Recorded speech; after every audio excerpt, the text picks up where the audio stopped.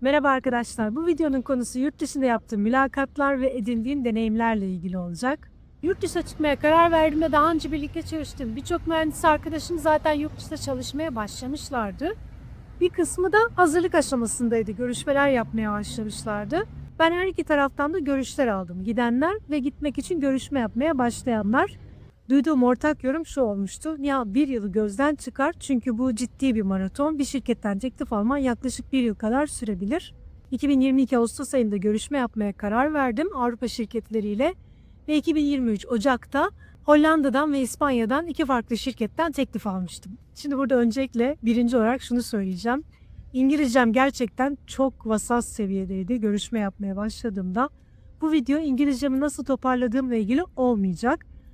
Ama şu seviyedeydi diyebilirim. Anlıyorum, kesinlikle konuşamıyorum. Çünkü 10 küsur yıl Türkiye'de mühendislik yapmıştım ve çalıştığım hiçbir şirkette İngilizce konuşmam gerekmedi. Hiçbir şey için beklemedim. Bilgilerimi yenileyim, şu İngilizcemi de bir düzelteyim. Ondan sonra interview'e gireyim demedim.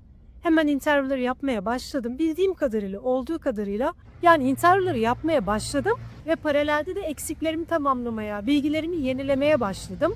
Çünkü ben bu süreci şöyle görüyorum. Bir limandan ayrılıyorsunuz, bir gemisiniz, başka bir limana doğru gidiyorsunuz. Ama gittiğiniz yerle ilgili çok bir bilginiz de yok, çok fikriniz yok. Yani karanlıkta yol alıyorsunuz. Ve sizi aydınlatan tek şey sizin ışığınız, deniz feneriniz, o interview'lar. Interview o kadar önemli ki arkadaşlar. Hiçbir interview cevabına hayır demeyin, görüşün. Bunu bir fırsat olarak görün. Hatta ben şöyle düşünüyordum.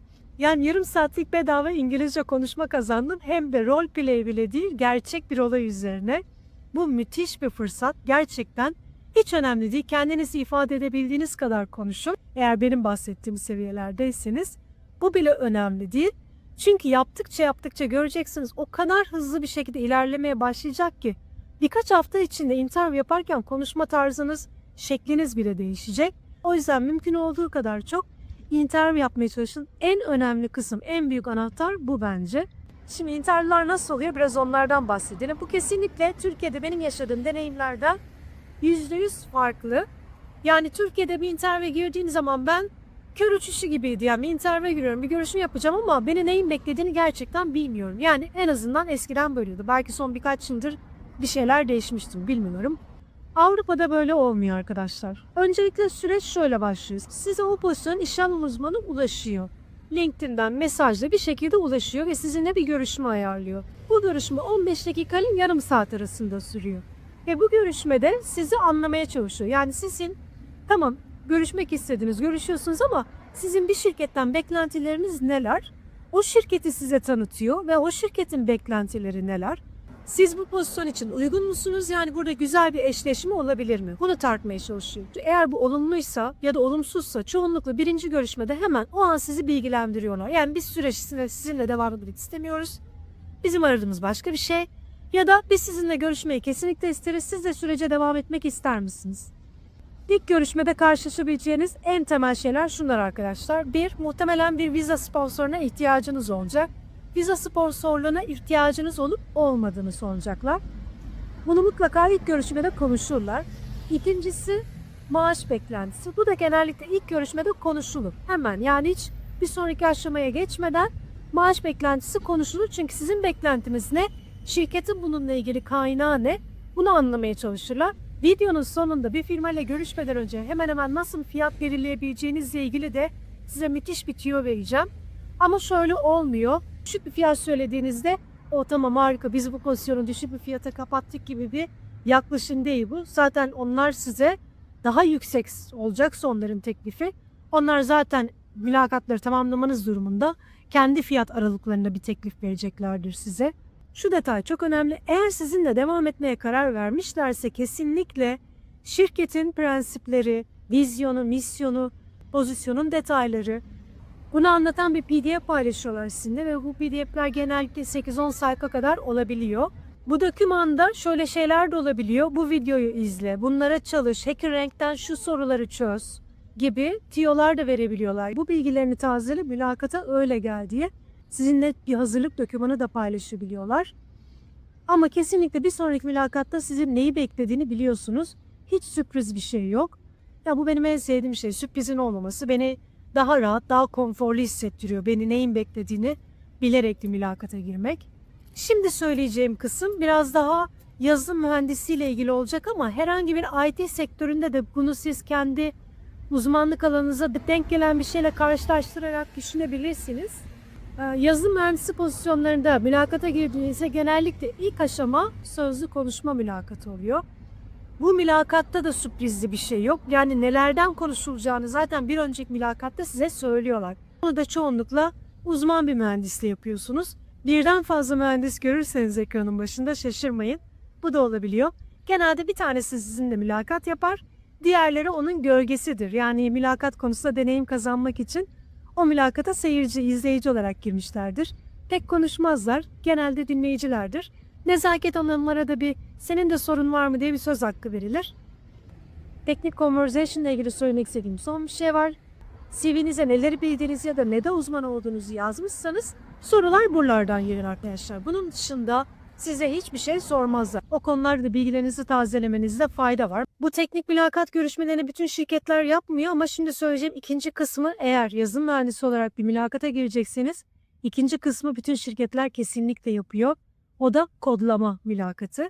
Birden fazla şekilde olabiliyor. Şu şekilde: bir, size bir assessment verebiliyorlar. Yani bir proje, çok küçük bir şey. Birkaç gün içinde, muhtemelen birkaç saat içinde tamamlanabilecek kadar küçük bir proje.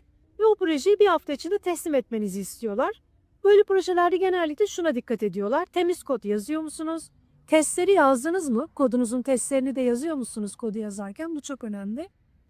Design pattern kullanmış mısınız? Yoksa dümdüz kod mu yazmışsınız? Design pattern kullanıp kullanmadığınızda muhtemelen önem verecekler. Ve geliştirilebilir bir kod mu yazıyorsunuz? Bunlara bakacaklar muhtemelen. Diğer bir assessment şu olabilir arkadaşlar: İçinde algoritma var. 1, 2 ya da 3 algoritma olabilir. Genelde 3 algoritma olur. Bunun süresi vardır. Mesela 2 saat. Başlattığınızda bu durdurulamaz bir şeydir. Yani başlattığınız sayaç başlar.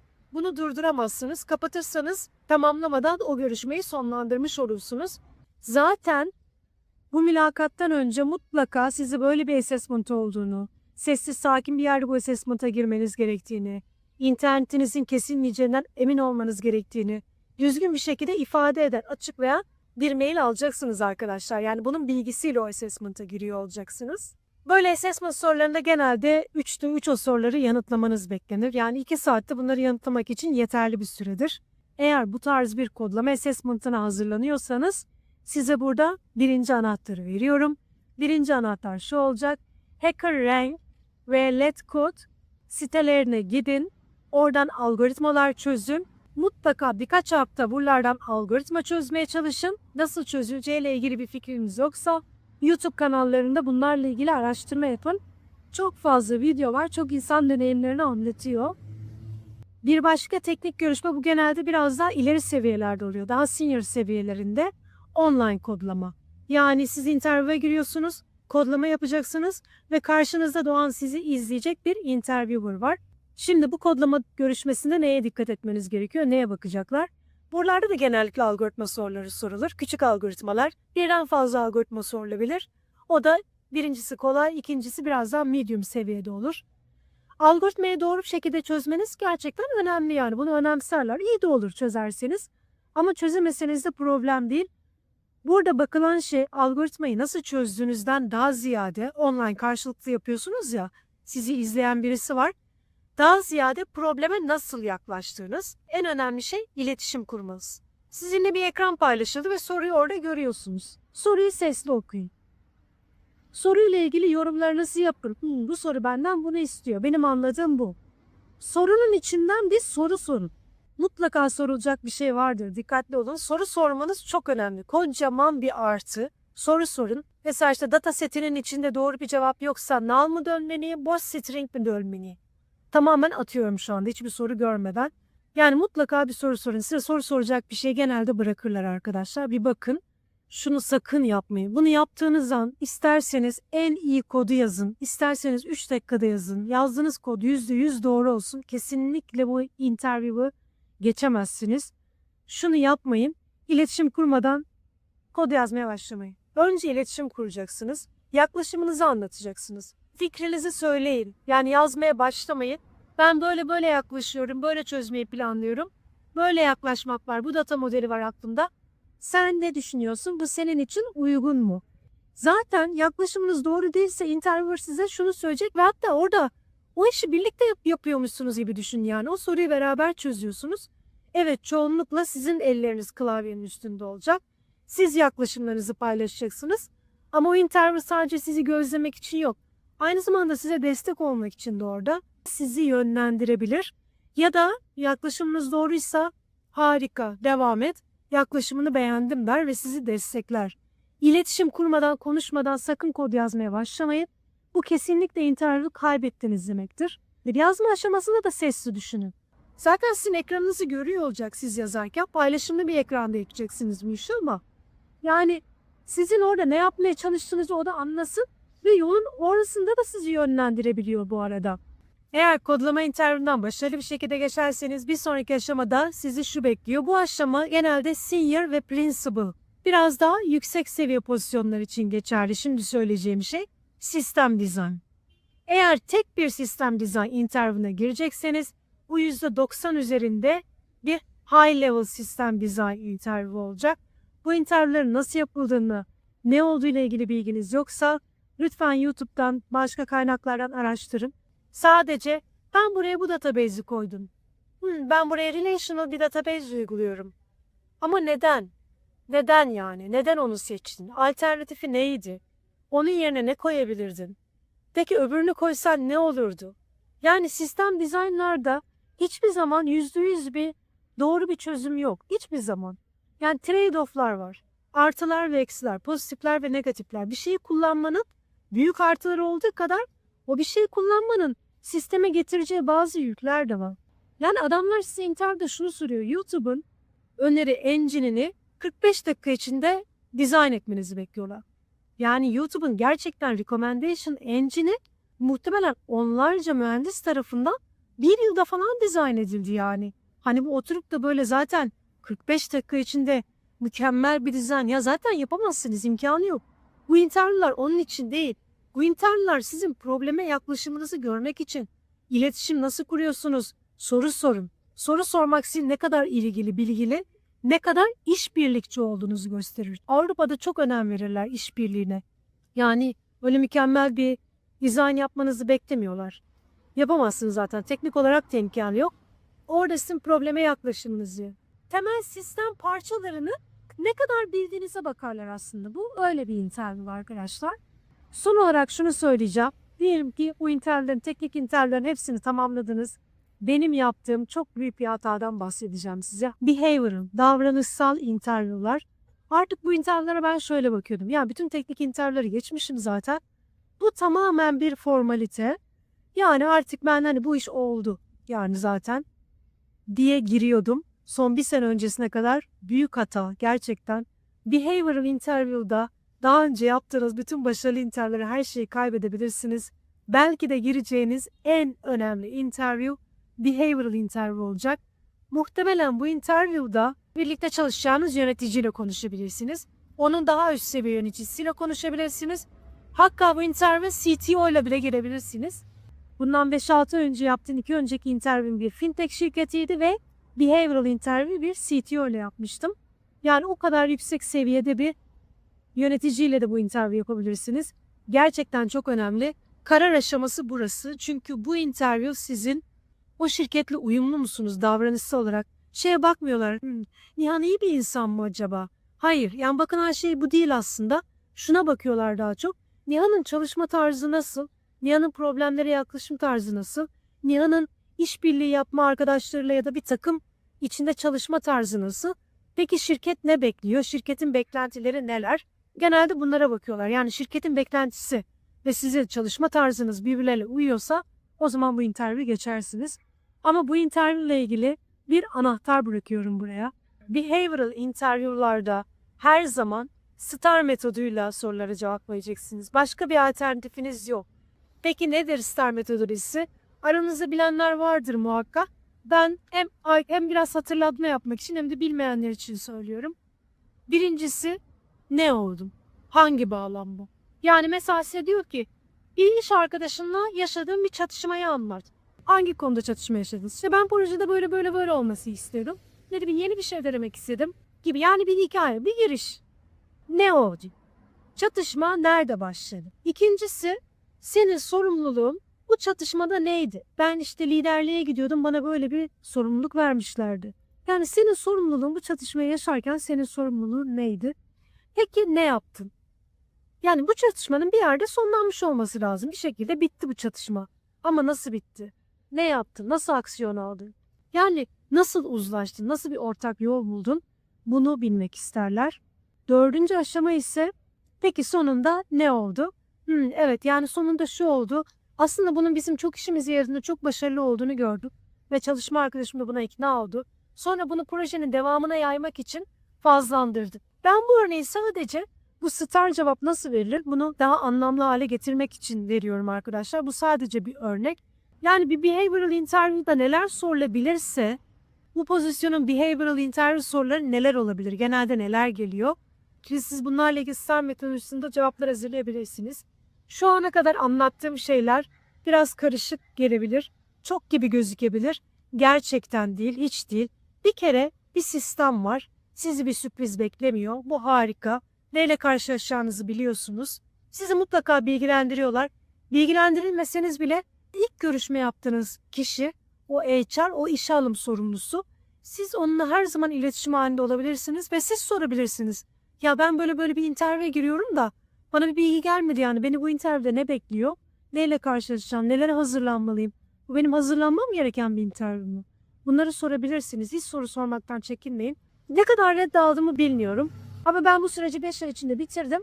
Beni bu sürecin içinde 5 ay içinde bitirtiren şey bunu çok yapmamdı.